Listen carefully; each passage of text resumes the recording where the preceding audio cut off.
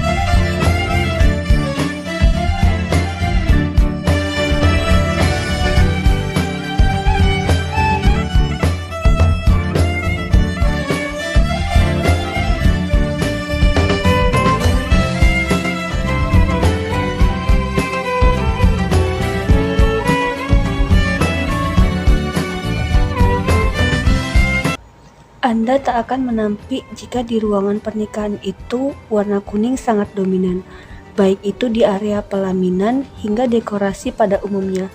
Namun, tahukah kalian, selain warna kuning, ada dua warna lain yang juga tak pernah luput dari gawai orang Melayu, yakni hijau dan merah.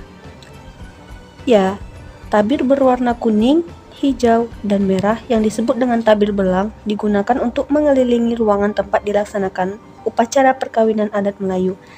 Di langit-langit terdapat hiasan bernama kondas serta hiasan seperti lidah berwarna keemasan. Keduanya akan menambah kesan mewah. 1. Hari menggantung. Hari menggantung adalah suatu tanda akan adanya pernikahan yang akan segera digelar. Ada yang biasanya melakukan persiapan seperti menghias rumah dan memasang gerai pelaminan di rumah mempelai perempuan. Jadi bentuk tanda akan dilangsungkannya proses pernikahan. Karena yang biasa dilakukan oleh Mak Andam adalah menggantungkan hiasan-hiasan di pelaminan serta tabir yang berwarna merah, hijau, ataupun kuning. Oleh karena itu, hari ini disebut dengan hari menggantung. Dan biasanya yang mana proses ini biasanya dilakukan 5 atau bahkan 7 hari sebelum perhelatan dilakukan. 2. Berinai curi. Berinai curi merupakan prosesi malam berinai untuk kedua mempelai. Kegiatan ini dilakukan selama 1 atau 2 hari sebelum perhelatan dilakukan. Kegiatan ini dipersiapkan oleh Mak Andam. Bisa disebut dengan berinai curi karena peralatan yang digunakan untuk berinai calon pengantin laki-laki menggunakan peralatan calon pengantin perempuan yang diambil secara diam-diam atau dicuri pada malam hari. Berinai tidak hanya memberikan warna pada tangan dan kuku saja, melainkan dipercaya oleh masyarakat Melayu memiliki makna tertentu, yaitu menolak bala, mencegah calon pengantin dari segala macam bentuk kejahatan, dan untuk membuat aura pengantin terlihat lebih berseri dan bercahaya. Inai yang dipakai di tangan dan kuku ini berguna sebagai pemanis dan penolak bala, sehingga pengantin terhindar dari gangguan makhluk halus, dan inai di telapak tangan sebagai penjaga diri, sedangkan di telapak kaki sebagai pertanda tidak boleh berjalan jauh, dan pemakaian inai di sekeliling telapak tangan dan bermakna sebagai pembangkit seri pada pengantin. 3. Berandam. Berandam atau biasa disebut juga dengan berdandan merupakan kegiatan yang paling disukai oleh kaum perempuan, yaitu dengan membersihkan muka dengan mencukur bulu roma yang terdapat di wajah, membersihkan anak rambut pada bagian wajah dan tengkuk, serta membentuk alis agar lebih cantik. Maknanya ialah untuk memberikan penampilan yang indah sebagai lambang persiapan daripada calon pengantin perempuan untuk menjadi istri yang sempurna lahir dan batinnya. Kegiatan ini dilakukan pada pagi hari setelah kegiatan malam berinai atau berinai curi yang dilaksanakan di rumah pengantin perempuan yang dihadiri oleh seluruh kerabat terdekat yang dipimpin oleh Mak Andam. Dilakukan pada pagi hari memiliki maksud tersendiri, yaitu untuk mengambil seri daripada matahari pagi, sepenggala agar pengantin selalu bercahaya dan cerah seperti mentari pagi. 4. Tepung tawar. Kedua pengantin didudukkan di atas pelaminan untuk dilakukannya upacara tepung tawar. Pada acara tepung tawar, ini dilakukan pula berinai di telapak tangan yang disaksikan oleh orang ramai dan dihadiri oleh ulama, sehingga acara ini disebut juga sebagai berinai lebay. Tepung tawar ini dilakukan oleh orang tua-tua atau yang dituakan di kalangan keluarga maupun masyarakat, dengan jumlah yang ganjil, sesuai dengan tingkat sosialnya dalam masyarakat, dan si penepu yang terakhir diharuskan memimpin pembacaan doa. 5. Akad nikah. Tibalah pada acara yang paling sakral, yaitu akad nikah atau ijab kabul. Ijab yang bermakna menyerahkan anak perempuan daripada pihak perempuan, dan kabul yang bermakna jawaban atau penerimaan anak gadisnya untuk menjadi istri yang diterima oleh pengantin laki-laki. Pada prosesi inilah sah atau tidaknya pernikahan ditentukan. Biasanya akad nikah dilaksanakan di rumah mempelai perempuan yang dilakukan. 6. Khatam Quran. Rumah tangga yang sakinah, mawaddah dan warohmah adalah rumah tangga yang dibangun di atas fondasi agama yang sebagaimana telah ditentukan oleh Allah Subhanahu wa taala. Oleh karena itu, setiap anak dara yang ingin bahtera rumah tangga yang kokoh, sudah semestinya ia belajar dan paham akan ilmu agama itu sendiri. Prosesi khatam Al-Quran ini dimaksudkan sebagai lambang bahwa si anak sudah menamatkan pengajian atau pembelajarannya terhadap kitab sucinya, yaitu Al-Quran, sehingga apabila terdapat problematika di kemudian hari, ia mampu mengatasi dengan cara-cara yang sudah dituntunkan oleh agamanya.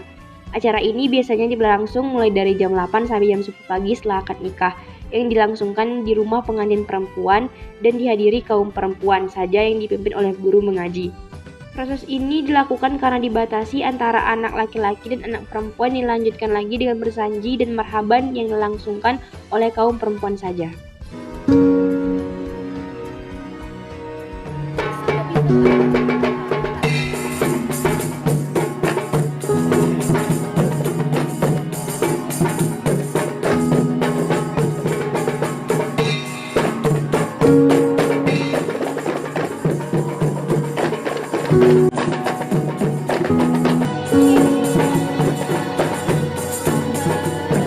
Bismillahirrahmanirrahim. Inna anzalnahu fi lailatul qadr wa ma adraka ma lailatul qadr.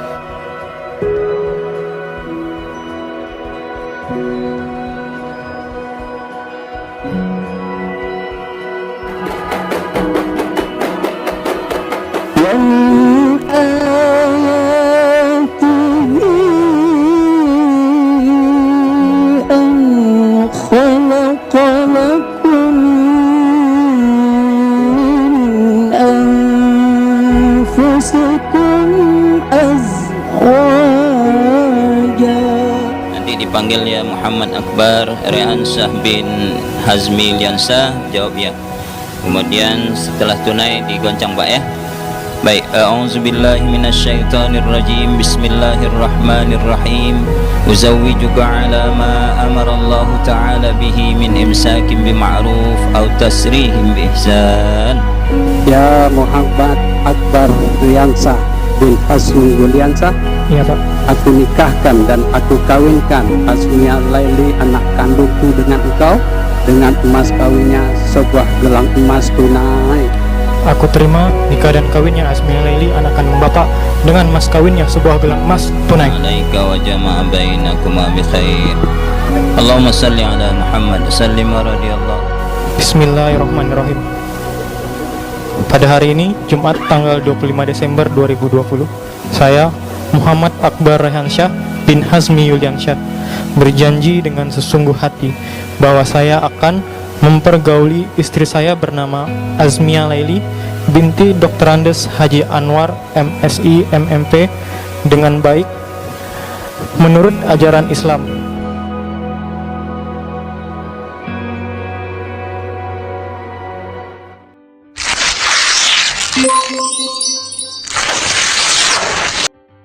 Berdasarkan sejarah, roti jala merupakan makanan adaptasi yang berasal dari India yang disebut sebagai roti prata. Perbedaan antara keduanya yaitu jika roti prata digoreng dengan minyak yang sedikit sehingga bertekstur lebih tipis dan renyah, sedangkan roti canai digoreng dengan minyak yang cukup banyak sehingga bertekstur tebal dan basah. Adapun roti jala terbuat dari bahan dasar tepung terigu yang dilarutkan dengan telur, air dan santan atau susu sehingga teksturnya kenyal serta empuk. Dapat dilihat dari namanya, roti jala memiliki bentuk yang unik, yakni tipis dan berlubang seperti jala atau jaring. Alasannya dikarenakan mayoritas masyarakat Melayu pesisir bermata pencarian sebagai nelayan. Roti jala terdiri dari dua rasa yaitu asin dan manis. Roti jala asin dapat disajikan dengan kari ayam, kari kambing, atau kari daging sapi. Sedangkan untuk roti jala manis dapat disajikan dengan saus kuah durian atau topping rasa manis seperti susu kental manis, madu, coklat, kaya, pisang, sirup, dan yang lainnya. Makanan yang berbentuk jaring ini biasanya dapat dijumpai saat berburu takjil di bulan puasa. Kemudian di berbagai acara penting seperti pernikahan, syukuran, lebaran, makanan keluarga, bahkan acara resmi pemerintahan.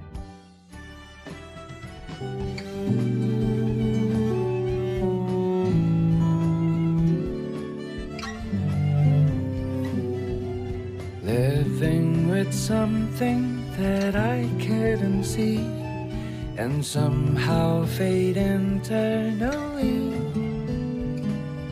If you came a long way to get to know me, and maybe you've just meant to be. Come here, I just found a new recipe. The flower that breaks in the sea. My intuition says you will like me, and I don't know where should I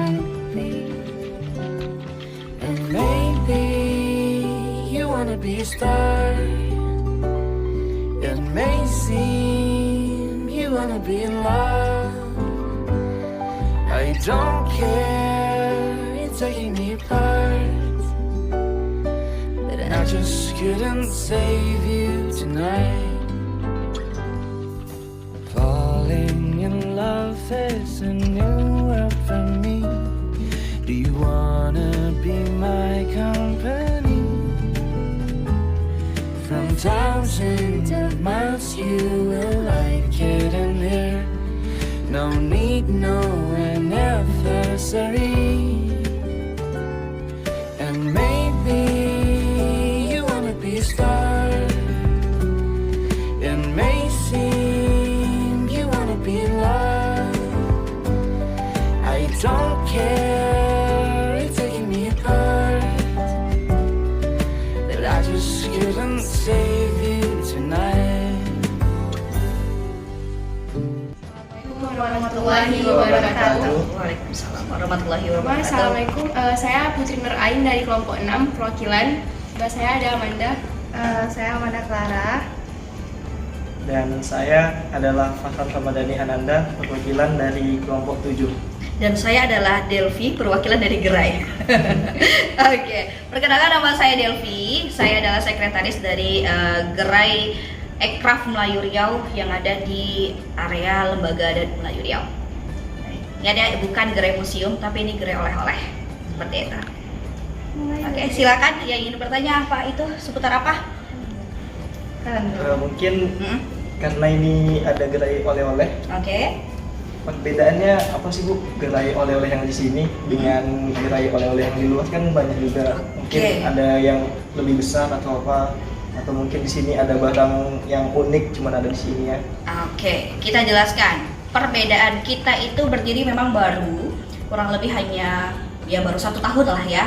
Di 3 Juli kemarin kita baru berdiri 1 tahun. Kalau kita bicara oleh-oleh itu banyak banget perbedaan kita dengan yang lain. Yang paling pertama itu dari segi jenis produk. Jenis produk mungkin bisa ditemukan sama dengan beberapa tempat. Ada beberapa yang UMKM-nya juga meletakkan di beberapa tempat oleh-oleh yang ada di pasaran saat ini ya. Tapi pembedanya lagi itu adalah dari segi harga. Kita memang benar-benar menjual berapa yang diletakkan oleh UMKM, segitulah harga yang kita jual. Kecuali kalau kita kan punya cabangnya di bandara. Di bandara kita punya cabang kedua, itu ada tambahan harga sedikit, itu hanya kena PPN. Karena di bandara wajib ada PPN ya. Kalau di sini harga di luar, baik dari UMKM-nya dan kita itu sama. Pembeda kita adalah itu. Dan produknya juga cukup unik-unik ya. Mungkin di tempat lain bisa menemukan misadu instan, ada juga. Di sini kita juga tetap ada, tapi awalnya kita yang memperkenalkan misadu instan itu. Kemudian dengan harga yang masih bisa dikategorikan tidak lebih dari 25.000. Kalau di luar sudah di angka segitu gitu. Jadi harga kita cukup bersaing dan kita yang paling murah. Bisa dibuktikan sendiri. Mungkin ada beberapa yang produknya sama, bisa dibuktikan kalau misalnya harga kita yang jauh lebih murah. Itu sih pembeda kita. Dan produknya sendiri, kalau yang di luaran itu ada beberapa mungkin yang kita temukan adalah produk-produk yang di bawahnya masih made in-nya itu dari Sumbar kah atau dari daerah yang lain kah. Kalau di sini pure itu dari Riau, hasil UMKM dari Riau. Jadi sistemnya kita di sini, kita itu menerima sistem konsinyasi namanya, titip jual barang. Jadi UMKM daerah, kita punya link ke setiap daerah. Jadi kita tuh ada program untuk pembinaan ke setiap daerahnya. Jadi kita kumpulkan nih UMKM, misalnya di daerah Rohil ada sekitar pasti banyak UMKM. Jadi mereka tergabung dalam satu kelompok, misalnya IKM Nusantara. Kita kerjasama dengan mereka, kita kumpulkan produk mereka. Jadi emang benar-benar pure produk hasil dari daerahnya. Tidak lagi yang namanya mereka ambil produk sana terus mereka jual, terus mereka repackaging dengan merek mereka. Tidak. Emang pure hasil dari UMKM-nya sendiri dan kita sudah lihat proses pembuatannya. Itu yang membedakan kita dengan tempat oleh-oleh lain yang ada di luar. Seperti itu. Dan produk di sini pure produk hasil dari UMKM dan khasnya dari Riau. Seperti itu. Terima kasih atas jawabannya. Oke, sama-sama. Kemudian ada pertanyaan apa lagi? Boleh saya, Bu? Boleh, silakan. Ibu tadi berbicara mengenai UMKM yang ada di sini. Saya yang bertanya, Bu, UMKM ini apakah yang ini secara Ibu pribadi Ibu lihat apakah UMKM ini dapat membantu sistem ekonomi yang ada di Riau ini? Kalau kita bicara UMKM, tepatnya kemarin kita itu peresmian langsung di diterjang dengan PPKM level 3 ya, yang pertama kali baru benar-benar semua akses jalan itu pada ditutup. Kalau kita bicara UMKM, banyak yang bilang, aduh udah nggak bisa lagi produksi nih, kita udah nggak bisa produksi lagi, kita udah nggak ada modal, kita udah nggak ini, kita nggak tahu nih mau jual kemana. Kita caranya, karena kita di bawah CSR-nya Pertamina Hulu Rokan, seperti yang saya katakan, kita itu adalah binaannya dari Pertamina Hulu Rokan dan juga SKK Migas, kemudian di bawah naungannya bidang ekonomi kreatif Lembaga dan Melayu Riau, kita punya link ke semua daerah. Kita punya link, kemudian kita coba untuk melakukan pembinaan. Kemudian beberapa daerah mungkin ada yang misalnya dari 10 UMKM yang terdata sama kita yang benar-benar masih bisa tetap terus produksi, itu ada 5, itu yang terus kita pertahankan. Secara tidak langsung membantu perekonomian rumah tangga mereka sendiri dan juga membangkitkan UMKM yang ada daerah. Otomatis secara tidak langsung pada saat Covid kemarin yang ekonomi pada jeblok, itu bisa naik secara perlahan dengan bantuan dari UMKM itu sendiri. Gitu. Alhamdulillahnya seperti itu, dan kita sendiri pun tidak lepas hanya sekedar ambil produk, misalnya mereka titip kita bayarkan, tidak lepas begitu aja, karena kita melakukan pembinaan lebih lanjut terhadap mereka seperti itu. Jadi produk mereka kalau misalnya dalam 1 bulan itu belum ada pergerakan yang cukup signifikan, kita ada pemesanan goodie bag ataupun apa, kita akan menyalurkan produk-produk UMKM itu untuk pemesanan lebih lanjutnya seperti itu. Oke, sama-sama. Kalau dari saya, kan saya dari Ketua Bina ya Bu. Nah, kan di sini masih produk-produk oleh-oleh khas gitu kan. Iya. Boleh nggak saya tahu apa perbedaannya oleh-oleh khas Riau sama Kepri Bu? Kan sama-sama Melayu kan? Sama-sama Melayu. Kalau kita bicara Kepri, itu yang paling terkenal adalah otak-otaknya, ya kan? Kemudian luti gendangnya. Di sini ada juga, mungkin ada beberapa orang yang masih mencari karena banyak di toko oleh-oleh lain yang menjual hasil khas juga dari Kepri gitu kan, dari Anambas kalau belum gitu. Tapi pembedanya itu adalah hasilnya sendiri. Kalau misalnya di Kepri itu kan belum terlalu banyak yang hasil daerahnya seperti kayak ini, nanas. Bedanya cuma di situ aja. Terus olahannya, kalau misalnya di Kepri itu rata-rata olahannya dalam bentuk yang hasil laut. Kalau di sini adalah hasil sungai. Contohnya bisa dilihat nanti di situ ada peye dari ikan patin, kemudian ada keripik kulit ikan patin, kan itu hasil sungai. Kalau Riau lebih kepada hasil sungai ataupun hasil ininya mereka seperti nanas, kemudian biasanya di kita juga ada ini, ada dendeng daun singkong kayak gitu. Dan kalau di Meranti itu ada mie sagunya, itu khas banget yang memang benar-benar dari Selat Panjang itu identiknya dengan mie sagu. Itu pembedanya antara Kepri dan juga Riau sendiri, seperti itu. Siap Bu. Oke, ada lagi? Kayaknya Sudah terjawab semua atau masih ada lagi? review ini ya sih pelaminan. Oke, kita kalau bicara mungkin nanti di-insert aja picture-nya seperti apa.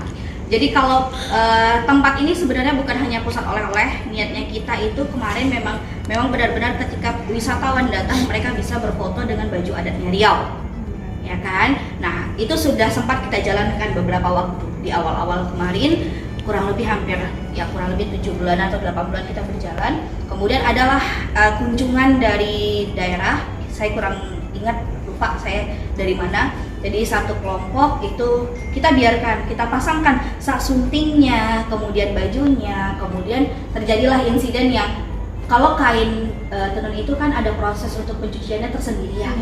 Nah jadi lengket keringatnya mereka tidak bisa hilang, jadi kita putar akal lagi nih bagaimana. Tapi itu sebenarnya kalau untuk pelaminan itu spot foto yang ada di sini.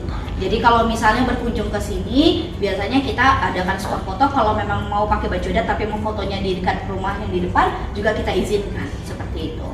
Dan kalau yang ini itu awalnya memang spot foto, tapi secara tidak langsung itu adalah visual dari itulah bentuk pelaminan khas dari Riau. Kalau biasanya kita tahu Riau itu bertingkat-tingkatnya banyak sesuai strata mereka di dalam sosial di daerah itu sendiri. Tapi secara umum itu digunakan 3 tingkatan seperti itu aja. Gitu. Boleh tahu Bu, bisa jelas lagi kayak 3 tingkatan strata. Kalau strata itu bisa kalau kita melihatnya dari warna. Riau itu ada merah, kuning, hijau. Merah, kuning, hijau. Kuning itu adalah milik raja, hijau itu adalah milik rakyat. Kemudian merah itu adalah milik bangsawan-bangsawan yang di bawah raja. Jadi itulah pembedanya. Makanya di setiap warna ornamen Melayu apapun itu, merah, kuning, hijau itu adalah identiknya. Seperti itu. Kalau untuk ini itu yang udah secara umum digunakan. Jadi tanggapannya ini untuk masyarakat umum. Jadi tingkatannya hanya 3. Kalau misalnya raja dia 7. Maksudnya dalam kategori dia masih turunan raja, kerajaan, istana gitu kan, atau dia keturunan bangsawan, itu 7 dan 5 biasanya. Kalau untuk masyarakat umum itu 3. Seperti itu. Sebagian dari perbedaan strata atau tangga. Iya, strata itu tadi. Gitu. Dan Farhan. Kan tadi itu ada bahas tentang 3 strata tuh Bu. Kalau mungkin secara sosialnya ada nggak kayak perbedaan pakaiannya atau apa gitu? Kalau perbedaan, Motifnya berbeda. kalau perbedaan itu untuk kategori keturunan raja itu mereka menggunakan warna kuning. Karena warna kuning itu tidak semua bisa digunakan. Dan kalau untuk yang benar-benar masih area keturunan raja pasti motifnya penuh di baju pernikahannya. Baju adatnya itu gitu. Tapi kalau misalnya dia masih misalnya kategori keturunan raja tapi tingkatannya misalnya yang udah di bawahnya misalnya gitu kan, bukan yang pertama-tama itu generasi kesekian, itu tidak terlalu full. Itu sih pembedanya dari motif penuh tidaknya motif yang ada di pakaian itu. Bisa dilihat kalau yang di situ kan motifnya penuh tuh. Nah itu yang biasa digunakan juga oleh kerajaan dari Bengkalis, raja-raja di Bengkalis yang tetua-tetuanya biasanya menggunakan seperti itu. Tapi untuk sebelakangan ini mereka menggunakannya hampir sama sih semuanya, bisa dikategorikan hampir sama, cuma pembedanya dari si mahkota laki-laki kan sekarang digunakan tanjak. Nah, lebih digunakan tanjak. Kalau yang dulu-dulunya yang udah dulu itu menggunakan mahkota yang seperti itu, sama kayak yang mahkota kalau misalnya kalian ada kunjungan ke Istana Siak, ada yang mahkota seperti itu. Pembedanya seperti itu. Dan lagi Farhan. Sudah cukup? Oke. Kami rasa udah cukup sih untuk wawancara hari Siap, ini. siap. Terima kasih udah mau untuk wawancara bersama kami. Senang juga sih bisa wawancara Ibu, bisa tahu ada UMKM di sini. Dan semoga dengan wawancara ini banyak warga dari Pekanbaru yang bisa membantu UMKM ini dengan cara membeli hasil produk yang ada di Galeri Lambriau ini. Jadi kalau misalnya sedikit boleh saya minta waktu lagi. Kalau misalnya buat yang nonton ataupun mungkin dosennya atau saudaranya atau siapapun itu yang di luar sana nonton videonya kalian gitu kan, gak perlu jauh-jauh lagi untuk cari oleh-oleh khas Riau. Di tempat kita sudah lengkap. Kalau misalnya mau berangkatnya via udara, di bandara kita juga ada. Nanti langsung aja search aja, kalau misalnya di bandara kita di lantai 2 kita di dekat security check-in, di sebelah informasi itu ada booth Istana Siak, itu adalah cabang kedua kita. Dan ada cabang pertama yang insya Allahnya lagi cabang ketiga kita bakalan buka. Amin. Ya kan, jadi semakin lebar kita membuka cabangnya, akan semakin banyaklah UMKM akan terbantu.